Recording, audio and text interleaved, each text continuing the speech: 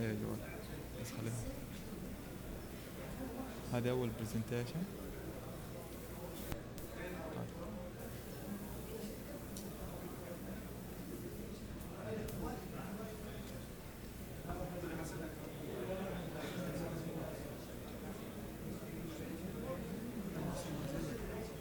ايوه بالعكس الماوس احسن. ايوه هذه صح؟ فيديو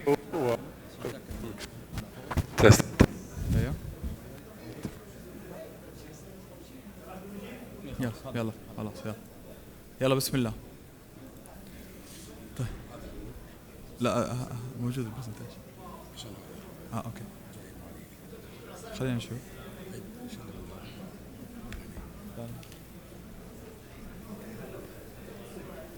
نستخدم خليه معنا. خلاص اوكي. طيب welcome back all. Before going with the first speaker in the second section, regarding the badges, please try to get it outside. Why? Because there is a certificate, and the certificate will be the same name in the badges. So please try to get it from outside.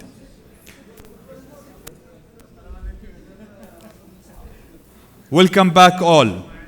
Now we will move to the next item in the agenda.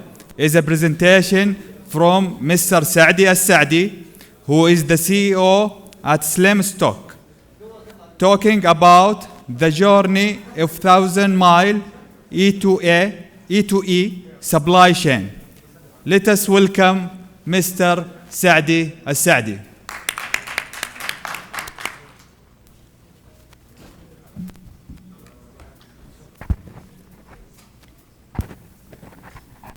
بسم الله الرحمن الرحيم. مايك تيست. تمام. Okay, assalamu alaikum. I think we're going to do this in English for people that are attending in English. It's good to be here with you guys, truly. Thank you very much to the Saudi Procurement Society for allowing us, giving us the opportunity to sponsor you and to bring everybody together. It truly is an honor. It's so great to see that the kingdom has come so far, mashallah. Alf Mabruk on the 92nd anniversary. تروري شرف لنا. هي لكم دار ولنا دار. فإن شاء الله نبنيها وياكم. فجزاكم الله خير. So today we're going to talk about the 1,000-mile journey. So if anybody knows what I'm sorry, I'm having a little trouble with the mic. Yeah, sound team? Okay. So the 1,000-mile journey. So if anybody knows what that saying is, it's the 1,000-mile journey starts by one single step. So the idea behind this is that you have a journey that you have to cross. It's a very, very, very far journey. But how do we get to the end? The end is always with the first step. So let's take a look at the world that we have today. There are disruptions. There's a black swan event that has recently just happened. I think we're all very familiar with the word COVID-19. It truly was a disruption. We saw demand disrupted. We saw supply disrupted. Demand signals were no longer the demand signals that we knew. So how do we adapt to these new changes? I think an important understanding, I'm sorry, I'm still having a little trouble with the mic. Yeah. في echo. Okay. So the question here is, are these changes here to stay, or are these changes what we say transient? Do they pass? And I think it's a mixed bag. We're going to see changes that are transient, and we're also going to see changes that are here to stay.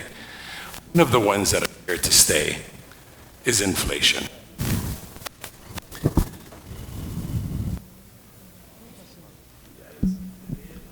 Testing, testing. Yeah, much clearer. Okay. So we're talking about transient changes versus changes that are here to stay. One of the changes that we're getting used to today is inflation, التضخم المالي. This is here to stay. I think it's only going to get further and further and further accelerated. It's also something that we're quite familiar with here in the Middle East. Everybody is very aware of the changes that are happening politically in the world and what effects that war have on supply and demand. I was speaking about 2 weeks ago with the CEO of Savola Group, and I didn't know that 70% or 80% of sunflower oil in the world is from Ukraine. That was a new statistic for me to understand.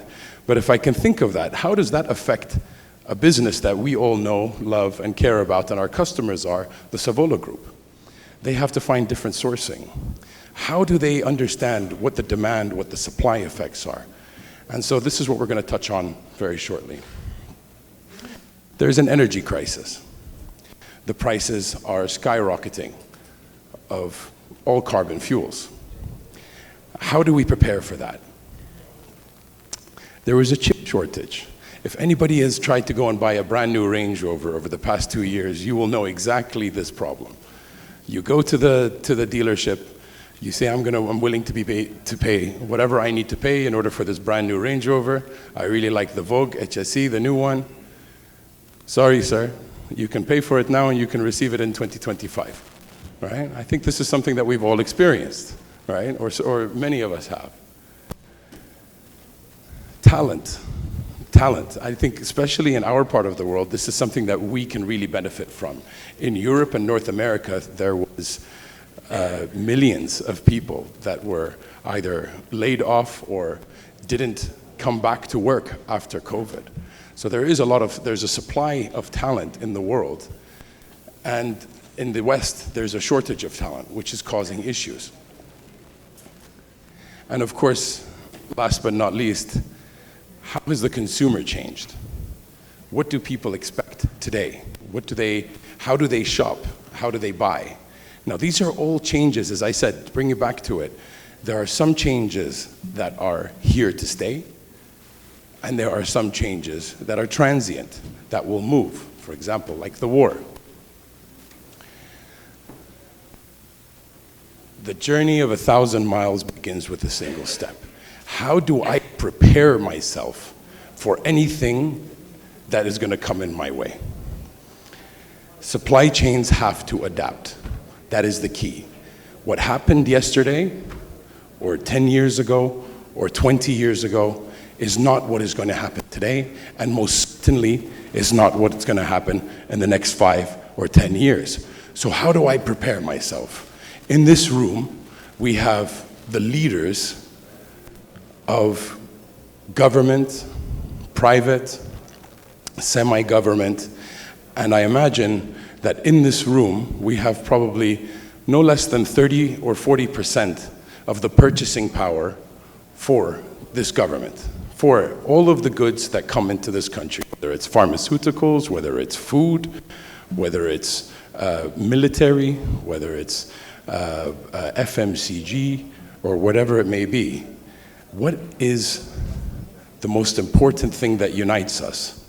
What unites us is that we need to be prepared for whatever comes our way, whether you are in manufacturing, distribution, or retail. The past is not going to be the same. So how do I take that first single step? I think a lot of people are familiar with the 3 Ps: people, process, and product. Now, you do the right things, which is focus on the people, focus on the process, and then focus on your technology products. But what I offer to you is, instead of doing the right things, do the things right. So not only just focus on the people, process, and the product and the technology, but focus on them in a way that has the most impact. What I offer to you today is that, of course, for anybody who is just familiar with SlimStock, we are a company that focuses on all three of them. We have the people through the academy, we have the processes through thousands of consultants and the research team that we have. We, of course, make our top line revenue from the product, Slim 4. Now, it's intuitive for me to try and sell you product, right? And that's what we are very good at. But product without people, without process, is useless. How many failed implementations has happened in this room of products? You'll find that within your companies you've had, in this room, probably 50 or 60 failed technology implementations because they failed to understand that it starts at the bottom. It starts with the people. We need to make sure that we have the right talent. We need to make sure that we have assessments on this talent. We then build it from the talent up to the processes. So what are these people making from a process perspective in our business? The different changes, are they understanding what the non-performing inventory are? Do they understand what the end-of-life management of an SKU is? Do they understand the signals that trigger what the beginning or an end-of-a-life product it entails? We then build up the demand planning capability, we build up the supply planning capability, we build in an analytic layer of capability, and then we can use machine learning. Then we can use AI. But it all starts with the people. We need to make sure that we have the best talent that we have, and we have to invest in that. We also need to understand that we have to have best-in-class processes. So we have to take a look at what other people are doing in the world. And from a process perspective, only then can we really understand what the sales history or what the demand history was. We can have then a system that can identify outliers using machine learning, build a baseline forecast, have the processes in place to understand what new SKUs, what promo SKUs are doing, and then have a collaborative way to be able to create what we call a consensus forecast. That's a forecast that is built between both the operations or the demand planning team and the sales team. Last but not least, we can then put in our processes into a software to ensure that shelf life is managed, that in case that there is any issue that happens, whether it's an energy crisis, chip shortage, that I have the best processes in place to manage these types of interruptions. I think what's key here is to be honest with each other. Now, this is the 5 stages of maturity of any supply chain. This original thought was brought to us by Gartner. So I've had the pleasure of working with Gartner for the past 5 or 6 years. And I really understand what they mean by this. What they're basically saying is, in order to call yourself a mature business, you have to have 5 phases. The first phase is what we call silo planning. So, to put that simple, if you have a demand planning team or a forecasting team, and they're taking the data from your ERP system, whether it's SAP, Oracle, or Microsoft, and they're putting it into an Excel sheet, that's where silo planning.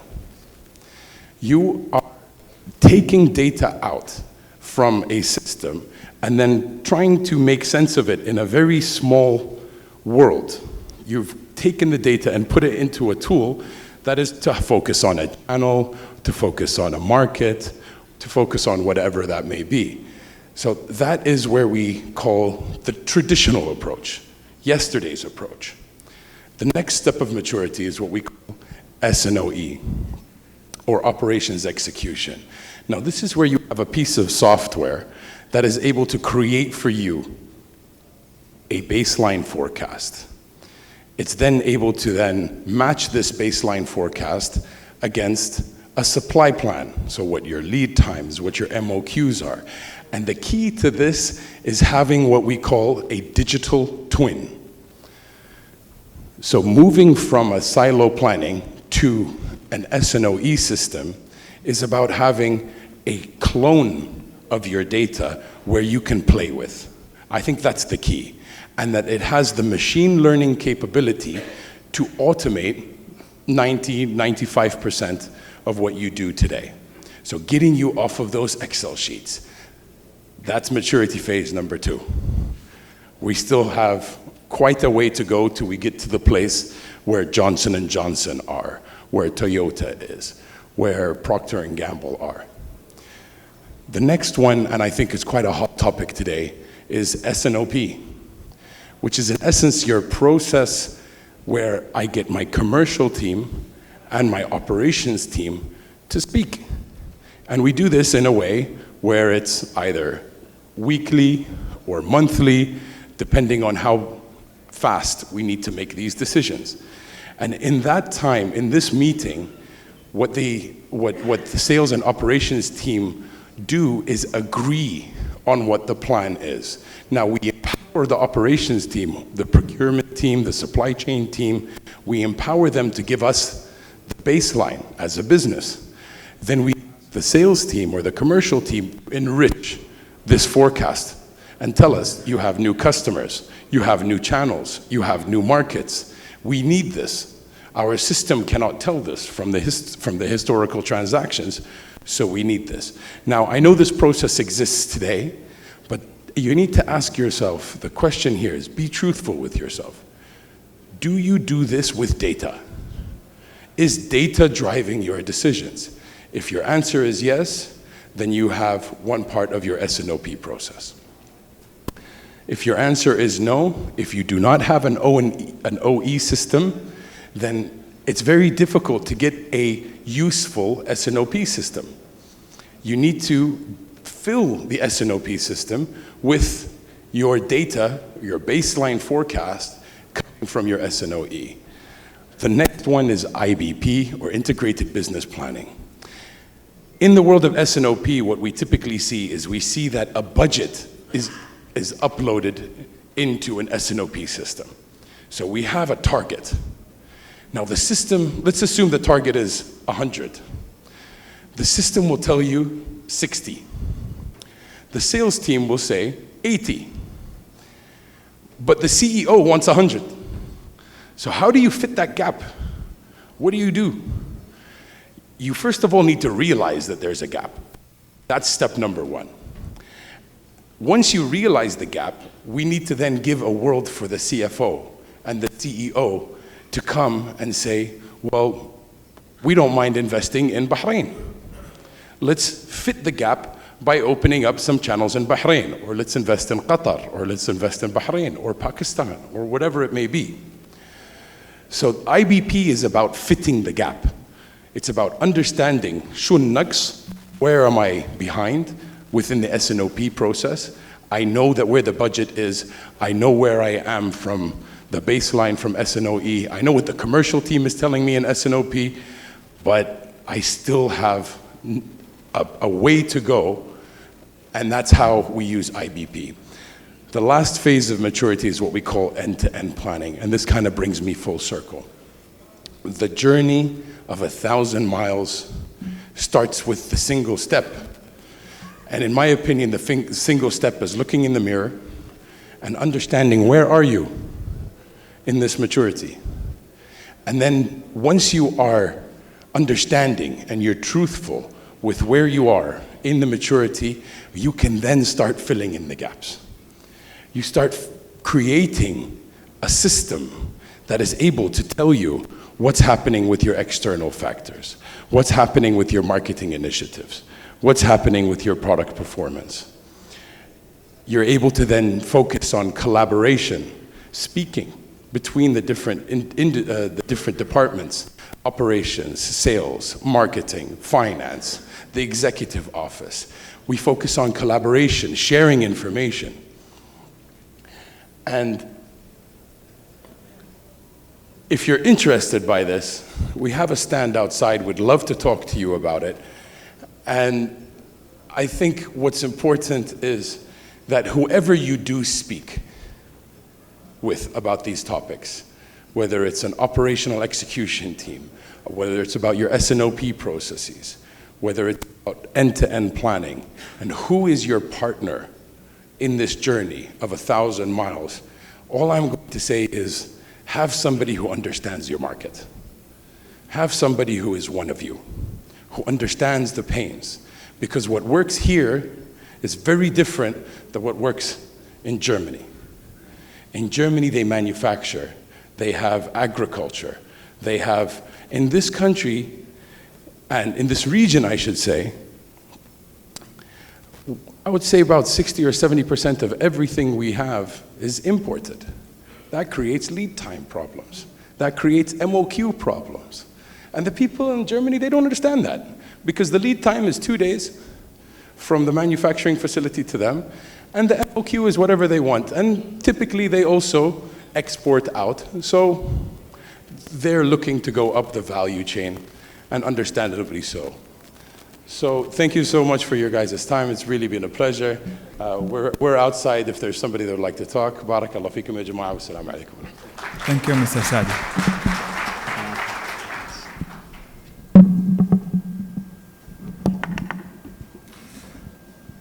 Thank you, Mr. Saadi. We will move with the next presentation from Mr. Khalid Al-Hamoud, who is the GM of Procurement and Supply Chain at National Water Company, talking about procurement supply chain transformation.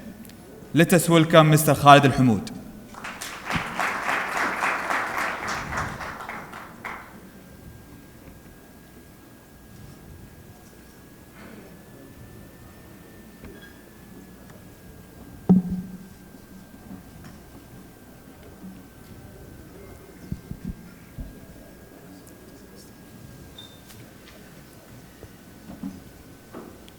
Assalamu alaikum wa rahmatullahi wa barakatuh.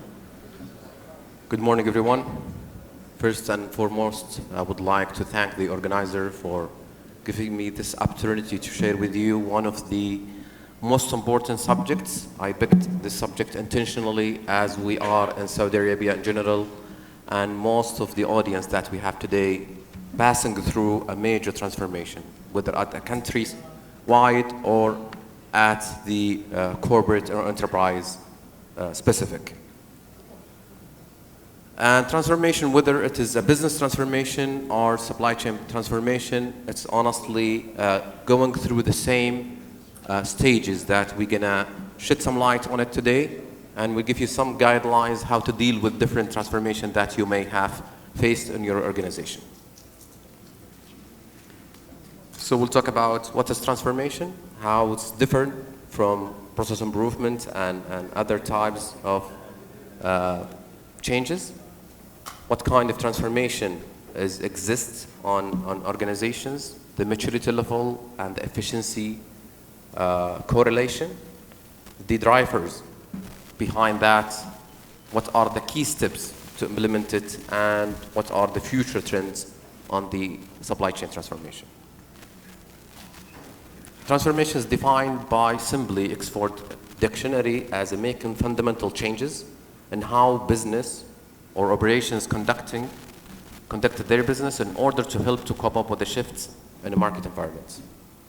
Very simple and clear definition that stated the difference between transformation and process improvement. So there is a fundamental change, there is a shift of the way that you conduct business in order to achieve the company or corporate objectives. So the process improvement is mainly about incremental changes, simple changes that will streamline the process. However, transformation is really a game changer on your business model. And transformation varies in terms of content, base, and place of initiation. And we'll talk about that on the coming slides. So according to Harvard Business Review, they classified the transformation to these quadrants, and it depends on the base and the initiator, and whether the factors are internal and external. So for example, the slow motion transformation, which is in the low left corner, is characterized by being slow by itself, and usually the drivers are internal. And why is that? Because it's implemented over a long period of time. An example of that is company brand identity change, which could take several years. We have seen companies that they have shifted toward that. Another example, which all of us is aware of, is Vision 2030, is taking at least a decade or 10 years to be implemented, but it's fundamental to the changes. The main challenge on this kind of transformation is to keep focus on the direction and target of the change, which requires long-term view and patterns, as well as sprint continuous learning and improvement throughout the transformation process in order to modify according to the base. The other type, which is called sprinted transformation. This type introduced also in response of internal needs, but they are characterized by an urgent challenge to the status quo. Examples of sprint transformation including a sudden corporate restructuring or the introduction of a new strategic initiative. And we'll take a recent example that happened exactly last year by Facebook. Facebook CEO announced in October 2021 that they are shifting to metaverse, and sparked and sweeping unprecedented transformation of around 68,000 person social networking engineering company. All of a sudden, the Facebook and Instagram engineers were being told to forget their 2020 goals and instead to apply for new positions on the augmented reality and virtual reality teams, which is very sudden and swift, creating uncertainty and stress among employees. Yet, it could also be argued that the company needs to sprint in order to gain a first mover advantage. The major challenges on this kind of transformation is to build powerful narrative to create the need, energy, and motivations for the change. Without a motivated workforce, it would be impossible to follow through on desired direction. The third type is the negotiated transformation. Negotiated transformation are those that arise from external factors and can influence slow changes on the organizations. For example, if there is a new government regulations, a company might decide how they could uniquely adopt that change. They are characterized by slow pace and extensive stakeholders management effort. The major challenge on this type are engage in debates to exercise influence and to be skillful, prepared organization for transformation. A common mistake is to move too quickly with this type of transformation, which may result in a need for subsequent effort when the true scope is finally defined and known by others. I think most of us went through the hijacked transformation. Hijacked transformation is characterized by sudden disruptive change brought by external forces, and you have to adapt quickly to that transformation. As such, external parties are essential, hijacking the company agenda, forcing a transformation to align with the new realities.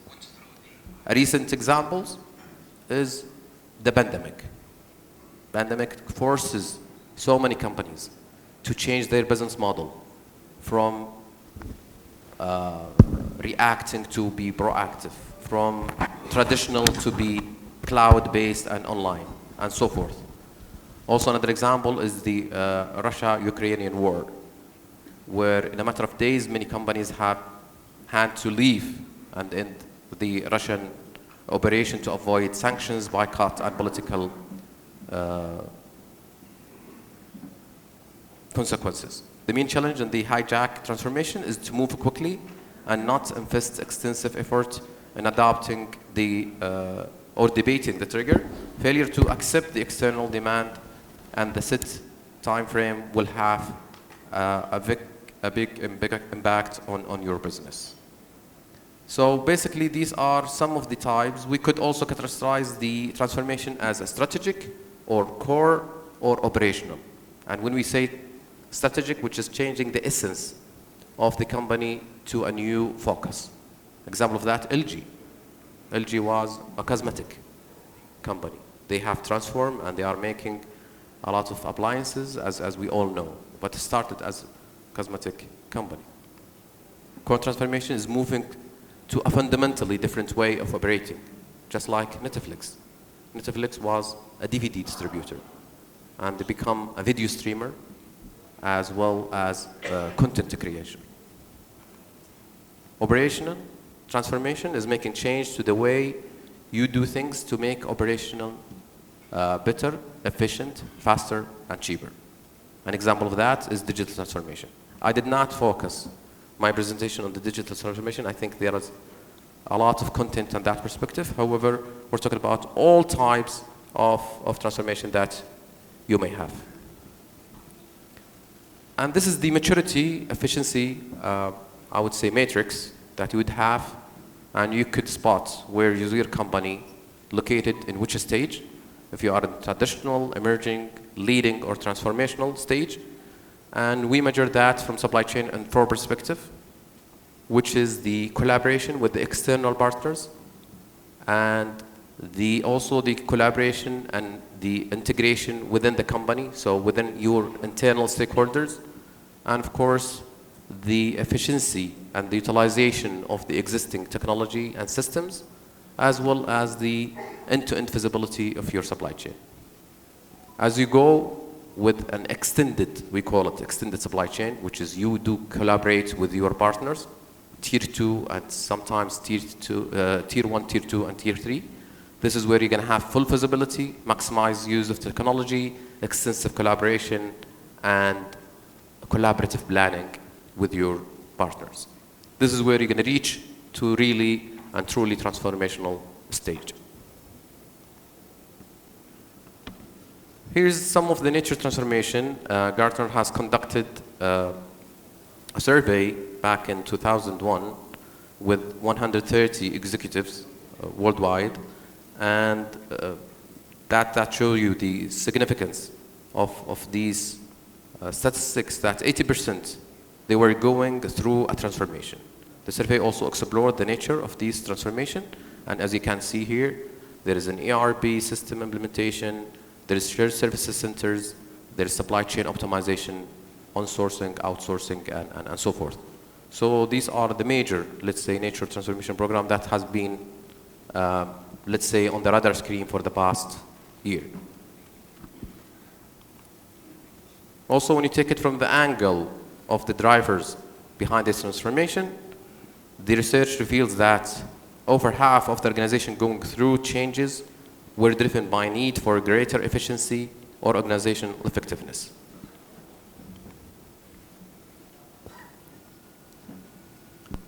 Here is some guidelines, I would call it, key steps that you need to be considering while you are going through your transformation journey, which is establishing strategy. Unless you have a vision that is really aligning with the corporate strategy, strategic goals, business case, and aligned with all stakeholders and ensuring that they are on the same page, then you wouldn't have really a successful transformation. Getting the executive buy-in is another major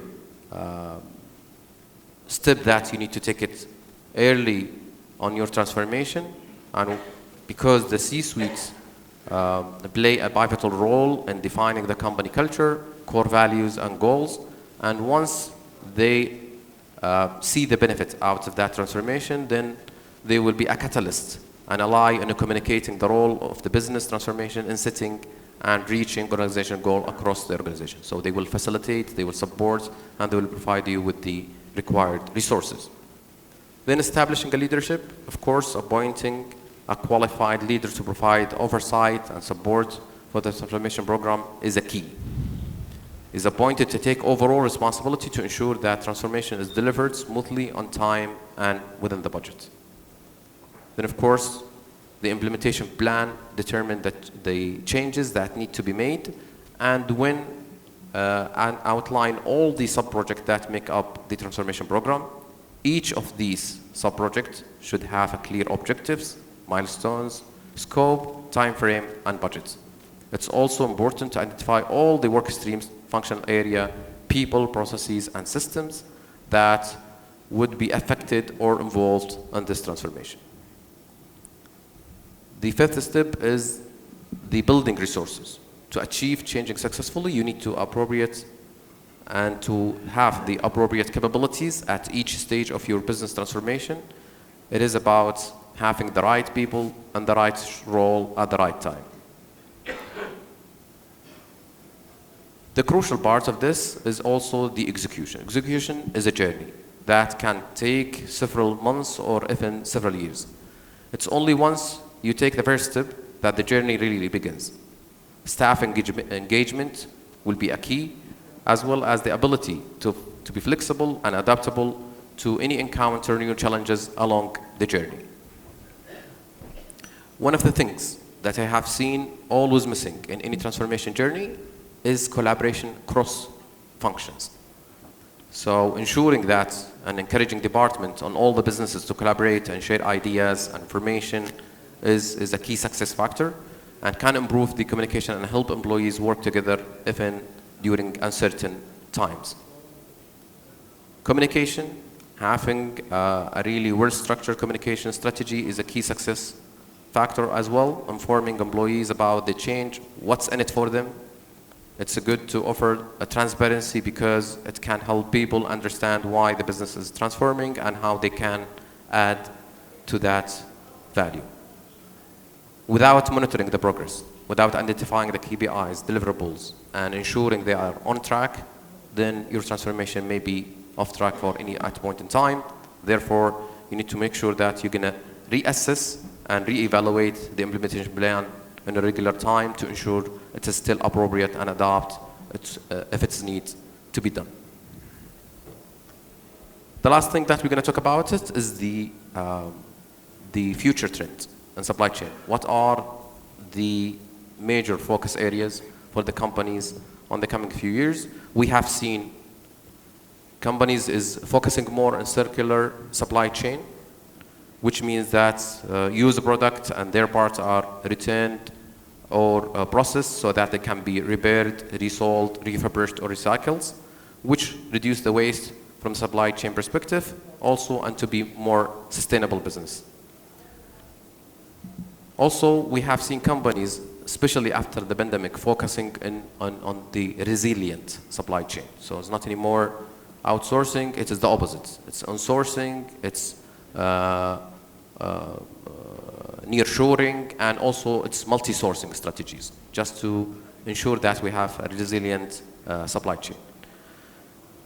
The third, I would say, trend that we are seeing is empowering feasibility. Feasibility is to improve and strengthen the supply chain by making the data readily available to all stakeholders, not only within your organization, however, also with your partners.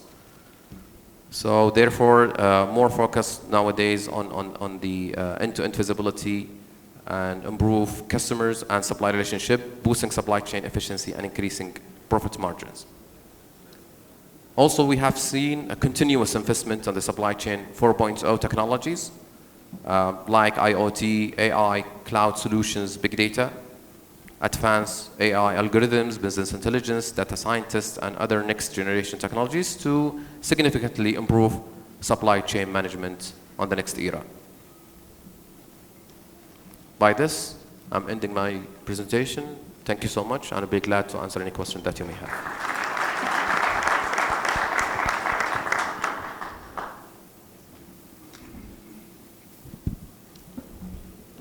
Thank you, Mr. Khalid Al-Hamoud.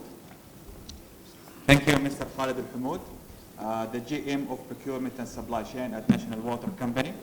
Now we will move with very interesting subject, which is the procurement toward 2030 with Mr. Sam. Mr. Sam is the regional head at CIPS Middle East and North Africa. So let us welcome Mr. Sam.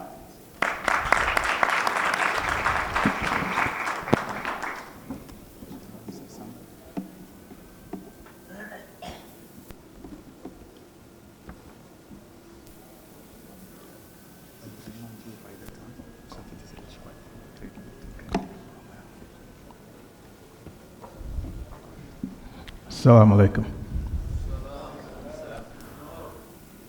Good morning to you all. Thank you, Hani. It's a real pleasure to be here, as you can imagine.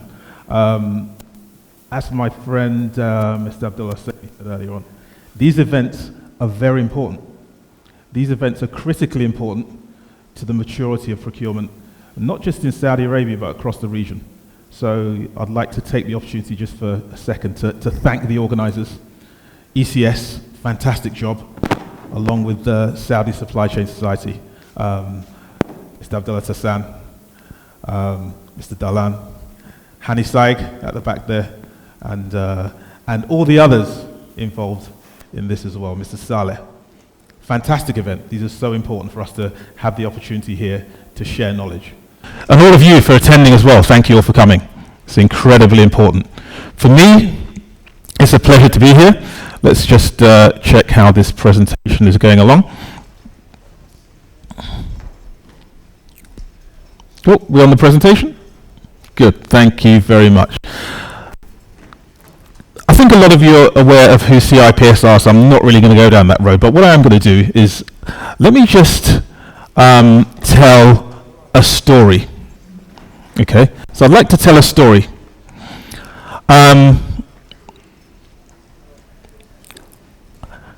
Every vision starts with very, very strong foundations. Okay, if you have a vision, it starts with foundations. There is no vision that is just dreamt up overnight and is successful. So the story is, I moved to the region. I grew up in London. I moved to the region, to the Middle East in 2008, 14 years ago. At that time, there were many things going on around the region in different countries. And this example, I actually moved to the Middle East. I moved to the UAE. That's where I first moved to. There were several things going on, including the picture of the building behind me at the moment, originally called the Burj Dubai. Not just a building, when it was built, changed its name to Burj Khalifa and is now the tallest building in the world.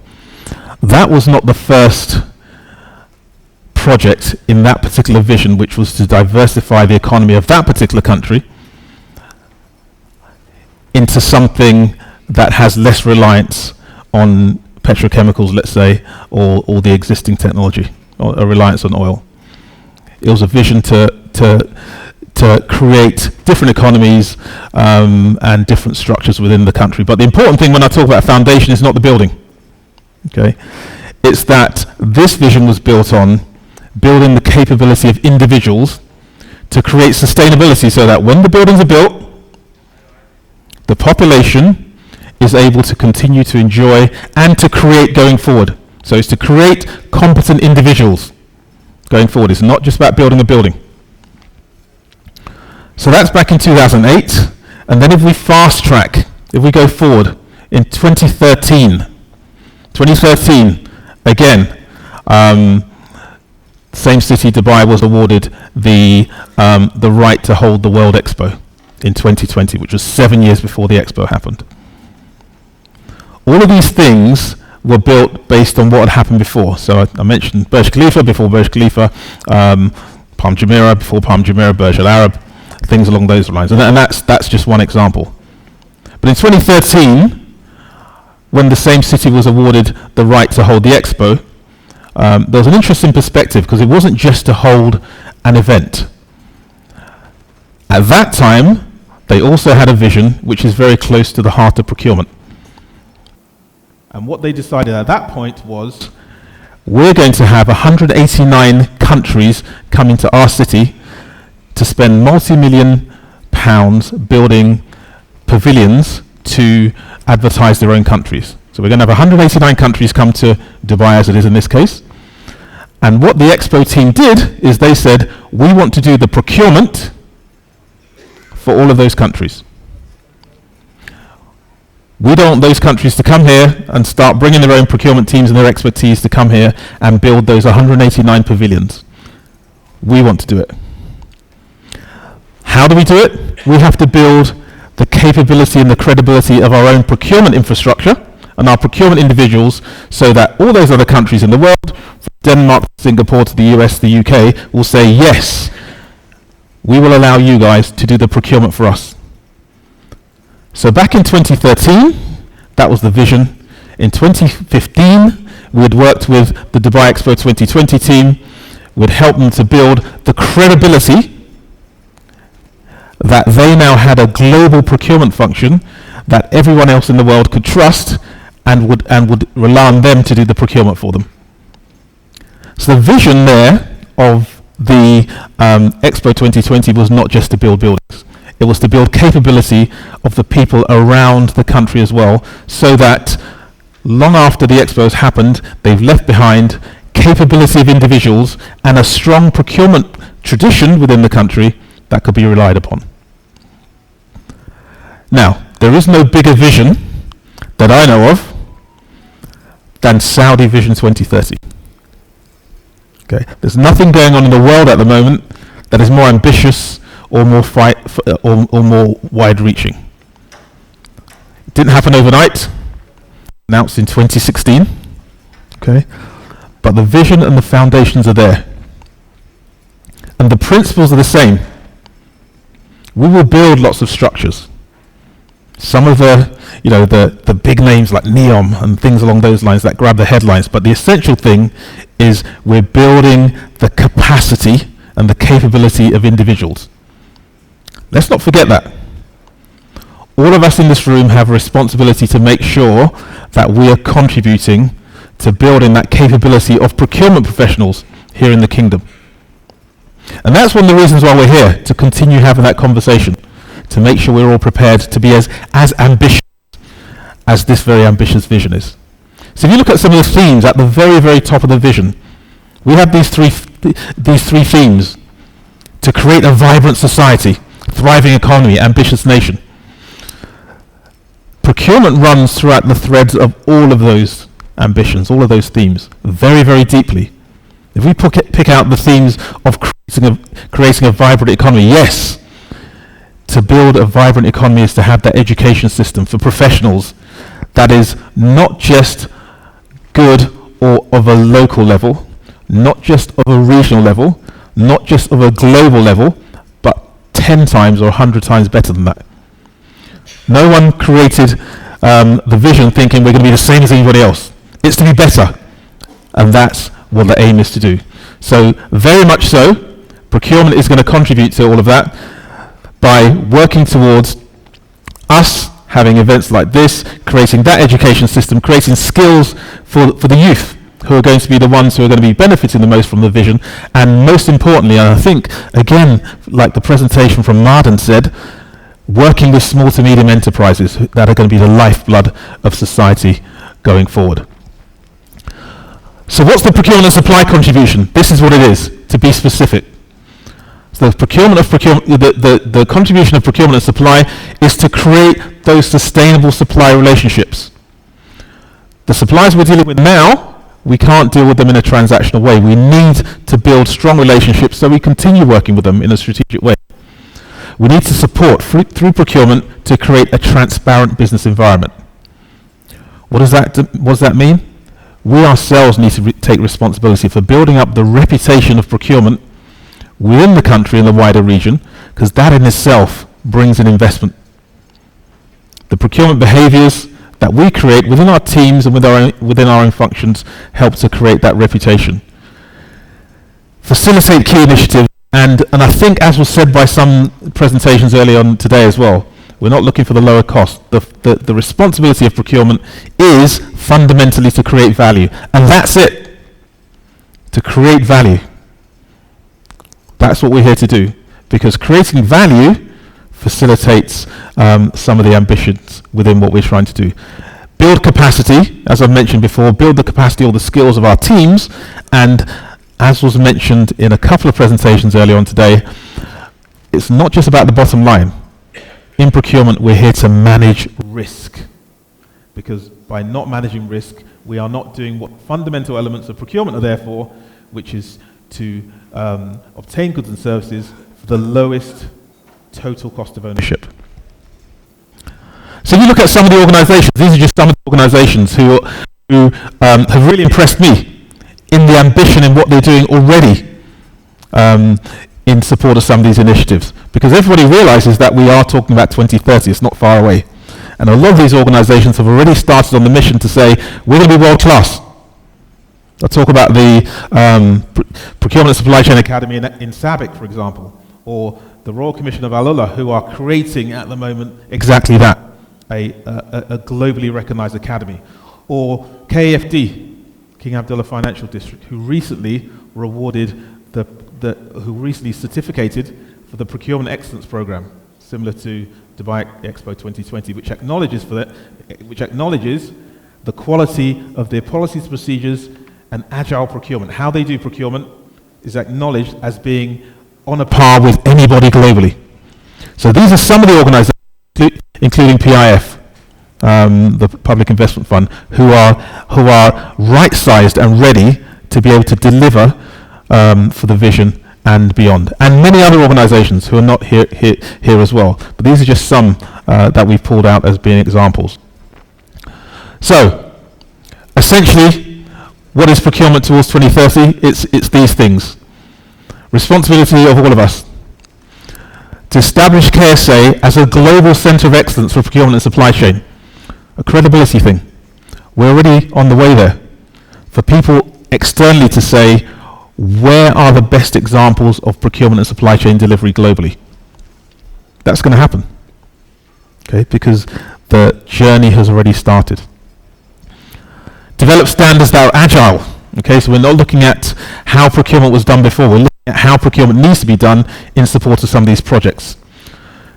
Technology infrastructure, and I'm glad to see some of our technology friends are in here. We had Carlos earlier on, we have Dia Nasruddin from Cooper. Technology is an enabler because that's how we can be agile and ultimately create procurement that satisfies the needs of small to medium enterprises, because we need to do procurement differently to make sure we can support SMEs. So going on to the summary, just to summarize everything I've just said, just ask ourselves these questions and let's be satisfied that in the next 7 years we've contributed to making sure that we're supporting the vision, that our priorities are correctly aligned to what those priorities are. That we're equipping our teams to be able to operate at a global standard. And finally, let's think about the future. Let's think about procurement professionals of the future. Are we giving them the tools to continue to operate well after the infrastructure of the vision has been built? Thank you very much.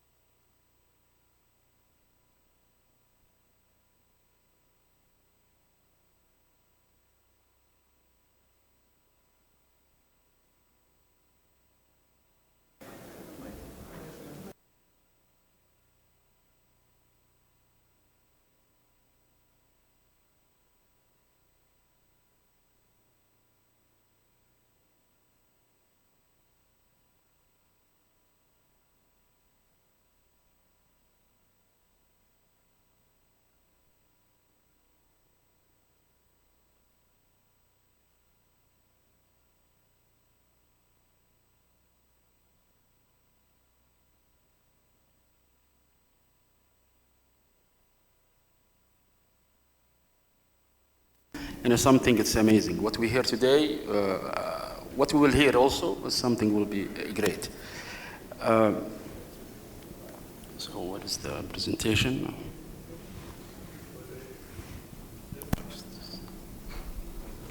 Okay. This is my name, Turki Al-Jahani. I have more than 22 years of experience, work in different sectors. Start with the defense sector and then move to surface, chemical, and last 5 to 6 years with the petrochemical business. Really, I think when we start, I received a call from Abu Sulaiman and he said, we talk about this conference. I was thinking what message we'll do. MashaAllah, tabarakallah, we have great expertise. People come from the globe to deliver their messages. And usually you want to deliver something that will touch the expertise. يعني اليوم ما شاء الله تبارك الله هذول الموجودين كلهم procurement members or professionals. So I was thought, what is the messages that we're going to deliver? My first really comment, is procurement important to any organization? That was always a question. Before I answer that question, I will share with you a small story. A couple of weeks ago, I started posting LinkedIn Saturday question. And what I realized, the number of answers and the number of calls I received, that's more than the answers itself or the comments. From people from different sectors talk about what's procurement. Turkey now, procurement is important to us. احنا نطبق الموضوع ده ما نطبق الموضوع الآخر ليش وكيف وهاو. I was really amazed by the number of us. So procurement, yes, it is important for different reasons, what has been explained in this morning from all the my colleagues. So, of course, procurement is important. We have, in each organization, they have a ربحية موجودة. We have to achieve it. وهذا واحد من أهم الأشياء اللي احنا نطبقها المشتريات، لكن ما هو only the profitability, it's only the target. So cost, it is one of the targets, but not the only target. And then, and this is, I think it's been explained, the rule explained well by my colleagues as well. But really my message today is complete difference. From the answers what I received, and this is from SIPS, thank you SIPS for the research, and that's what it's been here. That's the latest information. I receive a lot of comments about communications. And yes, communication, it's make big difference. And also the others as well. So when you talk about SRM, negotiation, and others. Today I'm going to send 3 different messages. First messages will be to procurement professionals themselves. You are, I think you did amazing work. And from my experience in the previous, really 22 years, I will enlighten what the local, let's say, practices are. So I will go with this main 2 technical, let's say, the main skills from technical perspective or from interpersonal perspective. And this can be argued. ممكن نختلف على بعض الأشياء اللي هي موجودة هنا، لكن في الأخير from my experience, humble experience, this is where I found out when I try to hire or I try to improve, this is the main skills need to be with any procurement professional. So for you guys, if you don't have any of these or you have a lack, please ask for it. Try to have the training. I think nowadays we have a good of tools. So let's start with analyticals. Let it be by system or by skills. These skills need to be there. If you don't have analytical skills, you lack a lot. So you need to improve it. So it is very, very fundamental skills that need to be there for any of procurement professionals. Then when you go to the digital skills, we heard a lot about digital, but it's really not about only the digital that or the tools you use, it's how to use it. The practical part of it. كلنا عندنا كثير من يعني عندنا قدرات، لكن أحيانا ما نعرف كيف نستخدم هذه القدرات وكيف نتعامل معها. فهذه من الأشياء المهمة اللي الشخص يحتاج إنه يتعامل معها. Planning, and I think we need a separate conference just for procurement planning. يعني wherever I go, from my experience, always planning, it's a key subject and critical issues that need to be taken care of. So you need to, each one of us need to focus on planning, understand what is the planning and how to cooperate with others to make a good planning. We talk about annual procurement plan and others, but planning is a key factor. Negotiation, I will not go more. We are a negotiator by nature, but also there is a lot of steps we need to do for negotiations, start from preparations, creating the right team, how to negotiate, how to improve. This is all part we need to take care of. And then we talk about the stakeholder management. طبعا customer success, هذا usually it's one of our target. How to keep our customer happy, and that's يعني, to be frank, it's never happen. يعني, always our customer, that's came by nature, they will be complaining about really procurement, but really how to reduce that gap and how to ensure we have the right tools to support them, let them know what we have and how we can improve them. Once they know you are adding value to them, then they will be able to support. Then goes to, of course, ethics. When I asked the question, Abu Haifa, he said, القوي الأمين. نعم، إن خير من استأجرت القوي الأمين. يعني القوي الأمين، ما قال القوي والأمين، القوي الأمين. So we need to take care of ethics. It's mandate as a procurement, something that's without saying it should be there.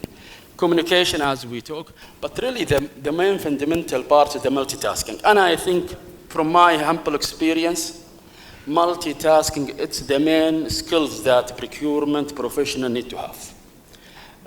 Every day, I used to be a buyer. Every day you update your system, there is a new activity will come to your basket. And then how you deal with it, how you prioritize it, how you improve it, that's required a lot. So to be a يعني, most of the guys, they cannot continue with procurement from a tactical level, usually because they don't have a multitasking skills. Either they loaded or they cannot work with the pressures or the other. So it's multitasking, I think. Passion, of course, if you have a passion for something, you will work on it and you will ensure things are get improved. Agility, we need to understand our process, how we improve our processes, how we streamline our work, and how we, if there is any gap, how we overcome those gaps. Then my second message to the leaders. I think we have a very good number of leaders here as well. So those type of activity, I think this is where we need to focus. If you don't have it as a functionality within your department, then try to create it. This is one of the most, I think, of important stuff need to be. Supply chain resilience, I think after COVID, it's become a must. If you don't know how to strengthen your supply chain, then you need to work it out. I think we have a lot of tools we can use to show how we can improve in the supply chain resilience. Apply value creating strategy. مشكلة المشتريات دائما انهم في الباك سايد. تجيهم الطلب و they start reacting once they receive the order. Or يعني على قولهم يوم يطيح الفاس في الراس يبدون المشتريات ومهما سويت انت في الاخير ما راح تعدل. لكن once انك انت تكون trying يعني be in the front seat و trying to create values، في ذا الوقت انت ممكن تكسب حتى ثقة الإدارة. الإدارة ما راح يسمعون المشتريات إذا ما هم يجونهم قبل ما تصير المشكلة، يقول لهم ترى نتوقع انك تصير عندك المشاكل هذه ونتوقع هذه الحلول وهذا الادنج فاليو اللي بيكون موجود. وقتها ممكن الإدارة العليا تسمع منك. أنا مريت في عدة تجارب صراحة الفترة اللي راحت، يعني مينت يعني نتكلم في واحدة من الشركات يوم وليلة جينا حصلنا المصنع محروق، فكل المستودعات محروقة، فينش جودز ما هي موجودة، باكجينج ما هو موجود، شغل المصنع ثاني يوم. كيف تشغل المصنع؟ ما في ماتيريال. فوقتها كنا نتعامل مع كيف نتعامل معاه، وين الريسك. الحمد لله كان عندنا بزنس كونتينيوتي وكان عندنا ريسك بلان وكان عندنا يعني جود سيستمز support us to overcome those issues. Otherwise ممكن احنا كنا في ممكن بعض الشباب الموجودين عاشوا معي التجربة هذه في ذيك الفترة. مرينا في مراحل في نفس الوقت الآن، يعني وقت البانديميك نفس الطريقة. هذه أشياء جربناها كلنا. يعني فجأة قال لك ترى الصين ما يورد، فلان ما يورد، السفينة ما هي موجود. إذا أنت ما تعرف تتعامل معها وعندك الفاليوز you can creating values then you need to create it. أنا متأكد كلكم ما شاء الله تبارك الله اليوم حنا نوظف المشتريات ما هو بس supply chain، في عندنا chemical engineer و industrial engineer وفي from all disciplines يعني. We need to utilize their expertise to create something للبزنس. فأنت once you react ahead of time then you can achieve a lot. waiting لين تصير المشكلة دائما أنت بتكون في reactive mode، فبيكون العلاقة بينك وبين الإدارة دائما فيها إشكال. Of course, supplier partnership and co-innovation, it's must, especially for the future. I think we need to يعني understand the SRM in different ways. It's not only just pre-qualification registration, it's more than that. We need to create innovative partnership with our suppliers.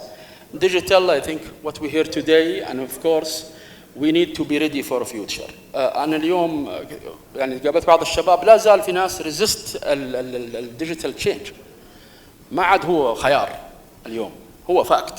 أنت اليوم إذا أنت ما أنت جاهز لازم إيش السيستم اللي موجود هذا يعني هو قريبة ولا غير.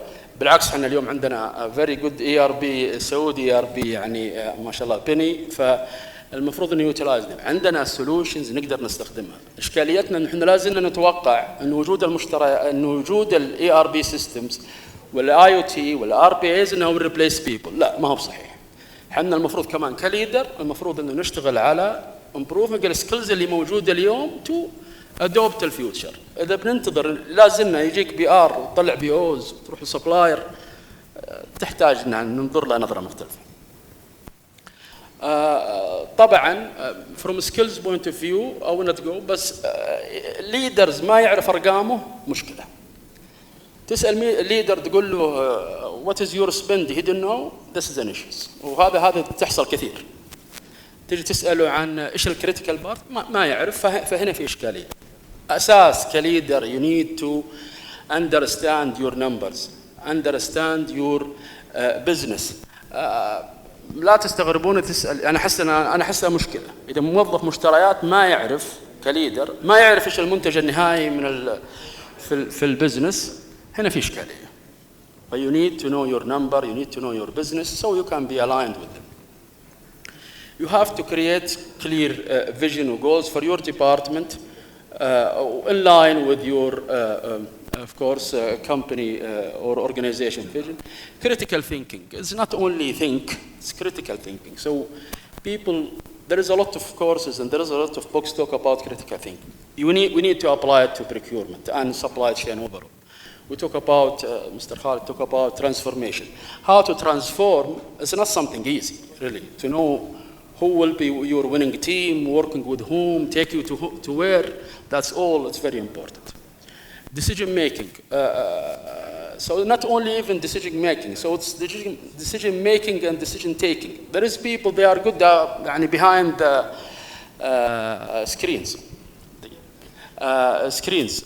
لكن للأسف اليوم تقول له طب اتخذ قرار ما يعرف يتخذ قرار، فهنا في إشكالية. You need to know how to build your decision making as well. Market intelligence, of course. Risk management is very important. You need to know what is your short-term risk. We need to know what our long-term risk. Even certain risk يعني حتى ممكن احتمالية حدوثها مستحيلة أو صعبة، لكن تفاجأنا من زي بندم لك صار ما كان أحد يفكر فيه. فنحتاج إنه إحنا نتعامل مع كل ريسك موجود، وتكون في كل organizations لازم يكون عندك ريسك ريجستر خاص فيك، ويكون في لها mitigation plan، ويكون في كمان business continuity plans as well. التيم ممكن يتكلموا فيه عشان الوقت. الآن أنا عندي مسج صراحة organization leader, CEOs, decision maker within organization. الإشكالية إنه تعامل بعض الهيدز، وأنا شايف بعضهم هنا مع المشتريات تعامل حاجة، إذا احتاجه دق عليه، إذا ما احتاجه ما هو موجود. فما ينفع صراحة. You need to believe in your procurement team. This is must. They will make you ready for crisis. They will reduce the risk of supply and they will ensure your profitability. خاصة في الشركات اللي هي داون ستريم يحتاجون يعني البروفيتابيلتي والمارجن حقهم قليل دائما. فعلى قد ما تقدر تكون موظفين المشتريات معك الايند، على قد ما تقدر تعزز من ربحيتك. Enabler and supportive, of course, empowering and engaged. This is my main message to leaders. يعني ممكن لكن الحمد لله أنا اشتغلت مع عدة إدارات. ليتلي اشتغلت مع عندنا في تصنيع أستاذ مطلق راشد مختلف، لأنه since day one كان empowered. القرار يتخذ ما بين commercial وما بين technical، ما هو technical لحاله وما هو البزنس يجي ومانديت their needs، هي both techno commercial والبزنس عنده say as well. ف both together sit together و making their decisions. طبعا أنا ما ودي إنه نطلع المشتريات ولا نتكلم على الادنج فاليو اللي احنا ممكن نأثر فيه كإدارة مشتريات ونسكيم تو كوربشن. يعني احنا أكثر ناس نتعاطى مع سواء جات على مستوى يعني في الديلز اللي نحققها والأشياء الثانية. It's very important. الأرقام اللي قاعدة تصير، أنا هذه أخذت IMF يقولون في 2016 it was 1.5 to 2 trillion US dollar.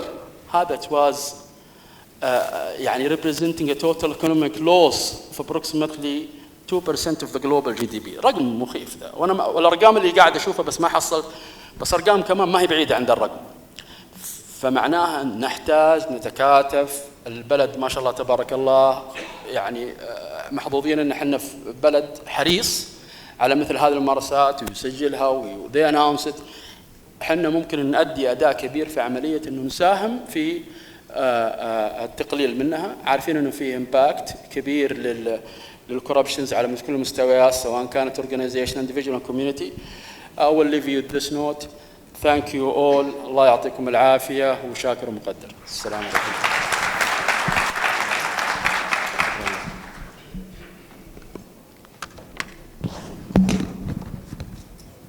Thank you, Mr. Turki Al-Jahani, the CBO at تصنيع.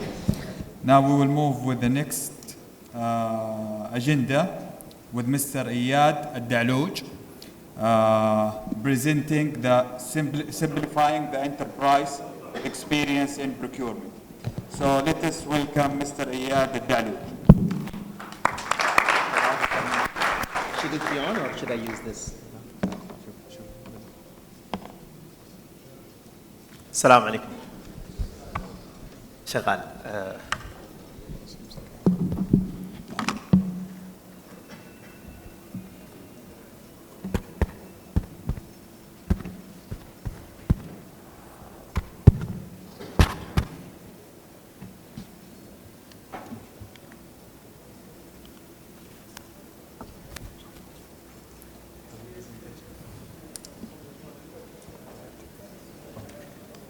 السلام عليكم.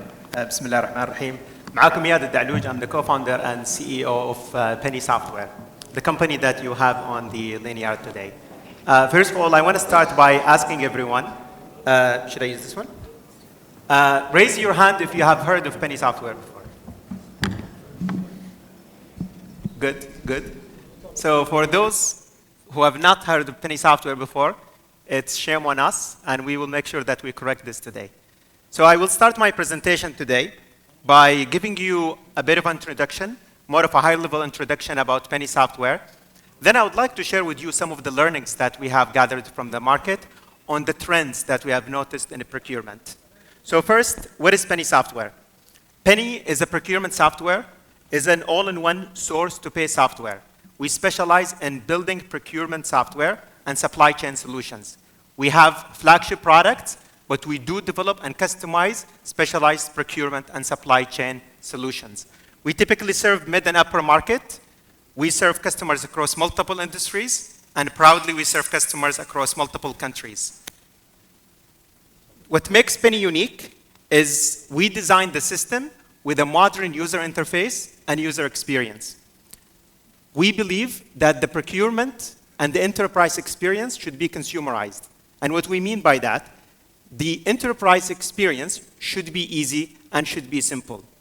When we talk to customers, and I will elaborate this when I go to the trend part, when we talk to customer, it is very apparent to us that most customers are tired of using difficult and clunky software.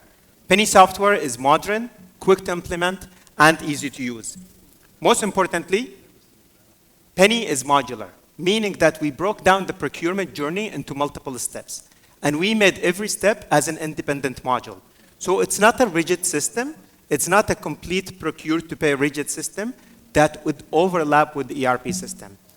I'm sure all of us here have dealt with procurement software, or at most, we have ERP systems.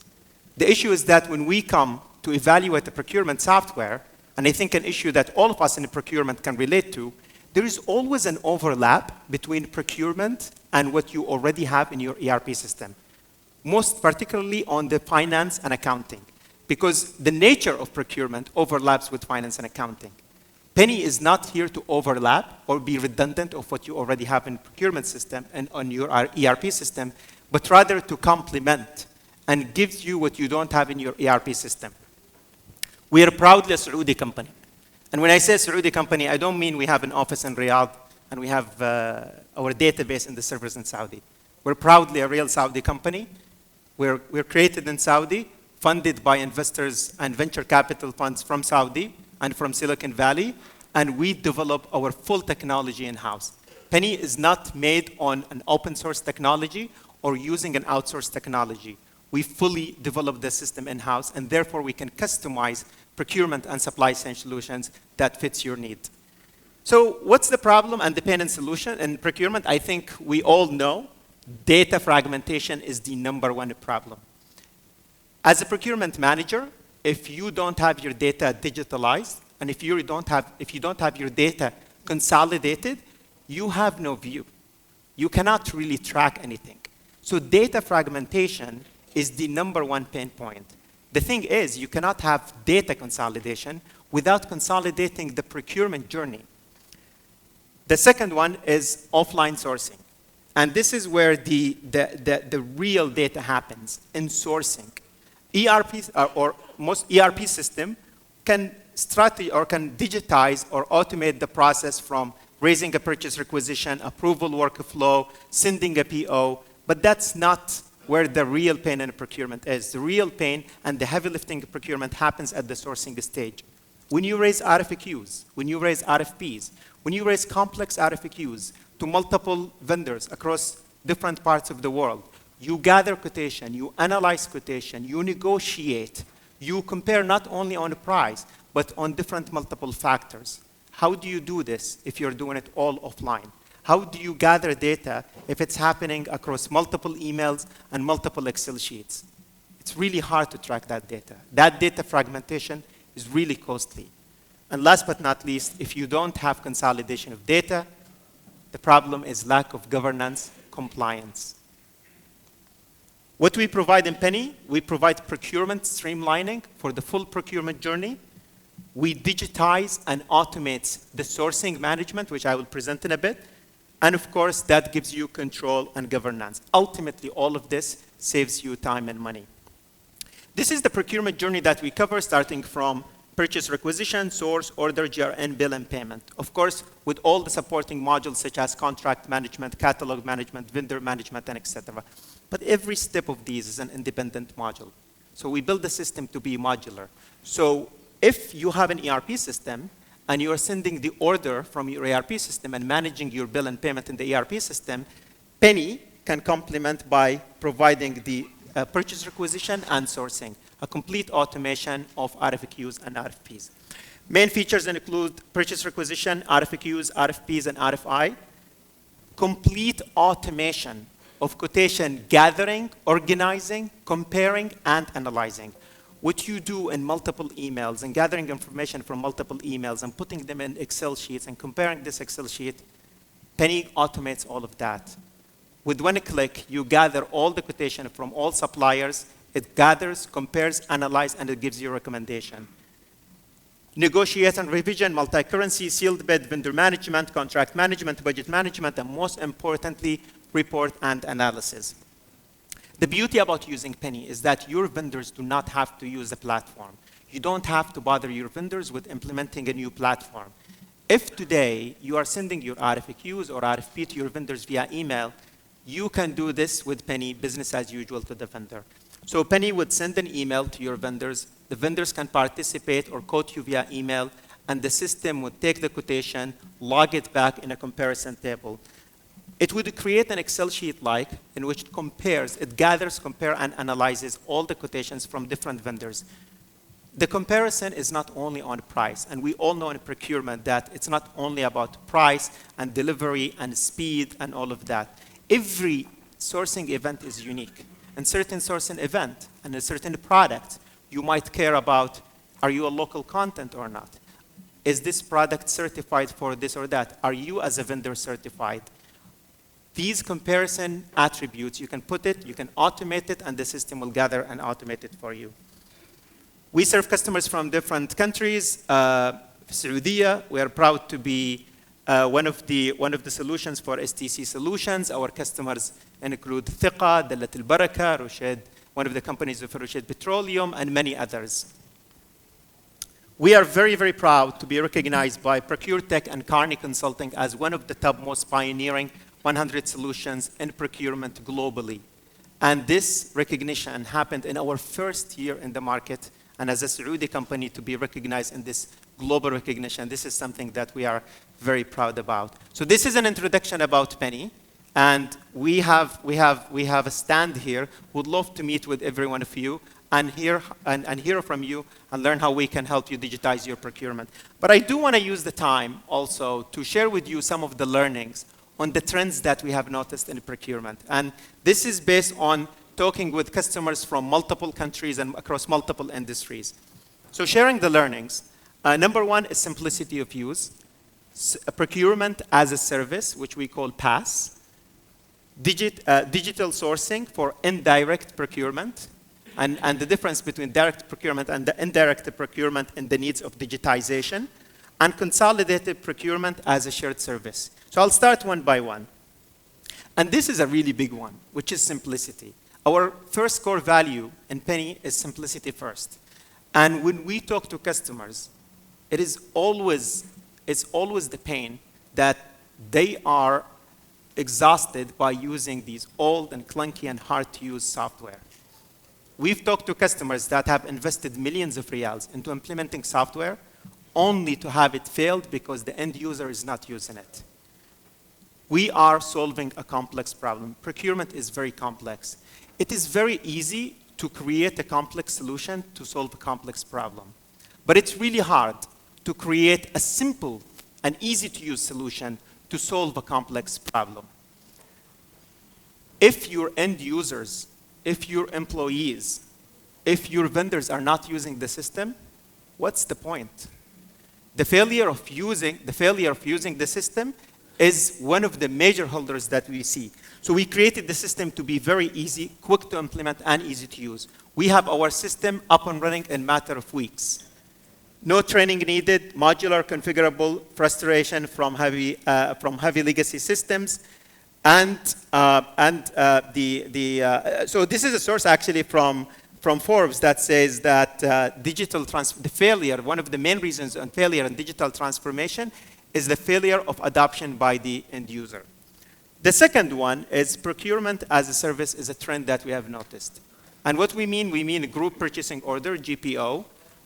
And what we've noticed is that many companies want to outsource their procurement to companies that specialize in providing procurement as a service for the direct purchases. Purchases that you buy on daily basis, your office supply, your electronics. We have one of the companies that came to us, Ghayat. Ghayat is also a Saudi company that provides procurement as a service. They are serving multiple customers in multiple industries across the country, and they are expanding to other countries in the GCC.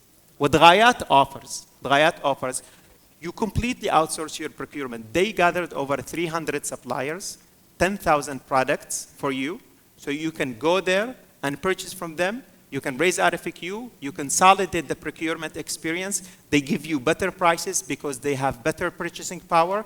They give you the credit term, and they're responsible for the full purchase from request all the way to delivery.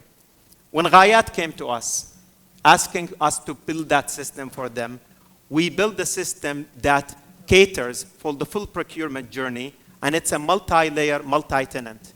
Because on one hand, they have customers that are the buyers. On the other hand, they have suppliers. But it's more complex than this. Many customers have different branches. Many suppliers have different locations. The logistic can be a nightmare. So the system that we have built to them serves as procurement as a service, in which we provide the software as a service. We've seen this trend. Many companies come to us for different industries building procurement as a service solution. Another trend is online sourcing for indirect procurement. Your indirect procurement is a pain. I think we can all relate to that. Your indirect procurement probably represents 10 to 20% of your annual procurement, but it represents the majority of the time of your procurement team. You have frame contracts. So these are very easy. But the things that you don't usually buy, say water cooler. How often do you buy water cooler? To find a supplier for water cooler, especially if you're buying quantities, you need to go out and search for suppliers and raise RFQ. This is time consuming.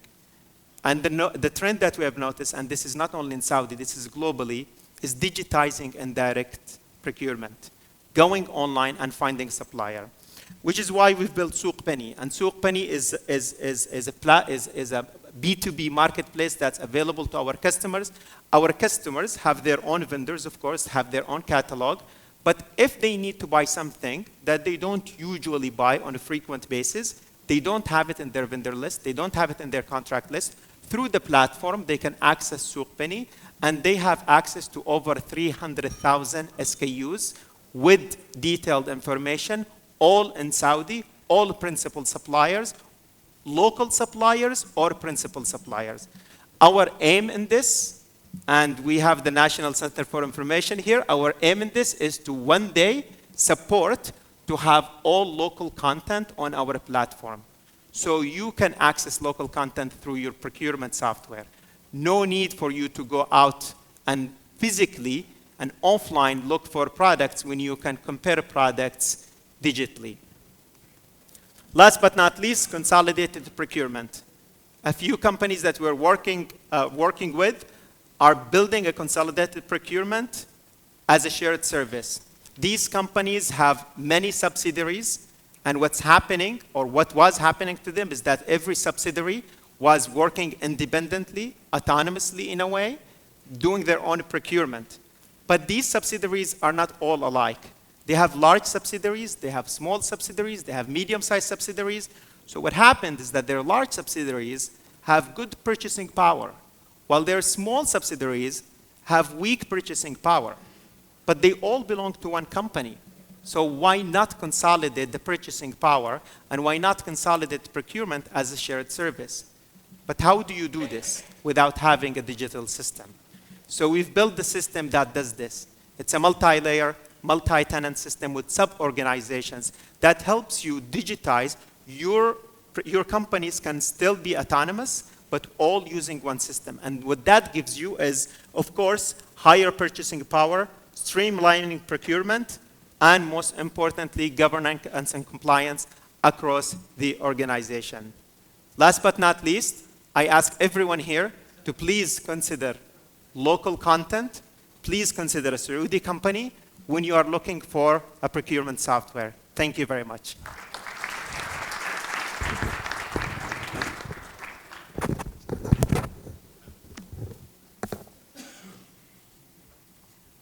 Thank you, Mr.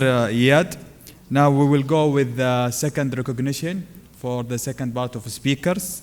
Let us welcome again Mr. Abdurrahman Al-Dal'an, the President of the Organizing Committee.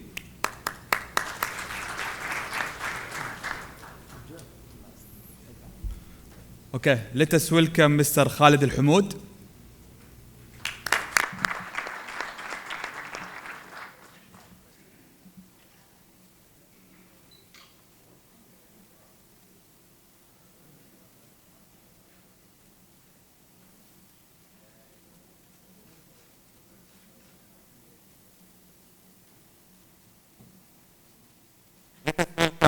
Sam.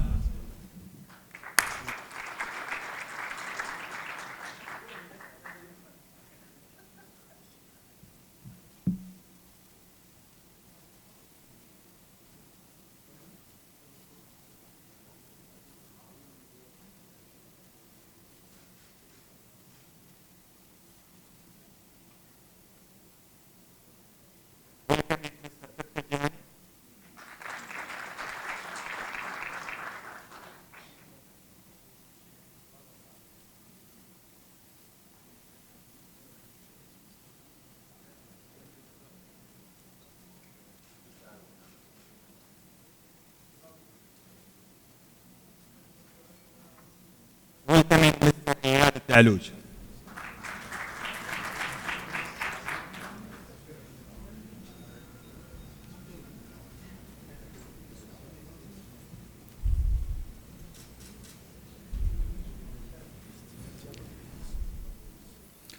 Welcoming Mr. Saadi Al-Saadi.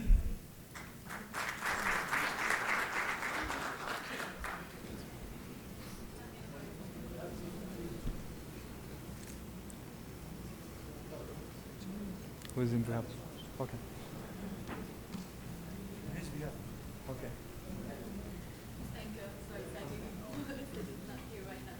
Okay. نحتاج ناخذ صورة جماعية.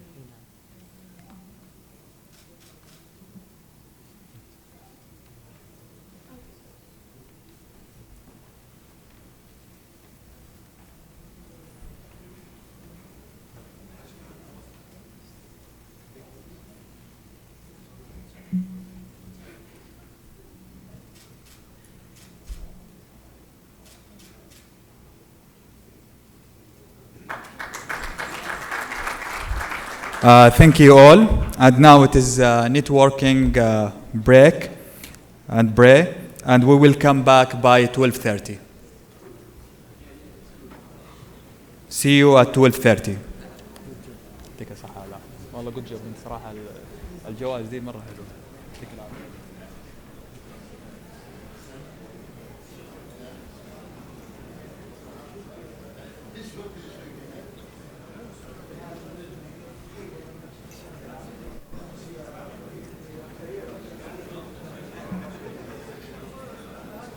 Test.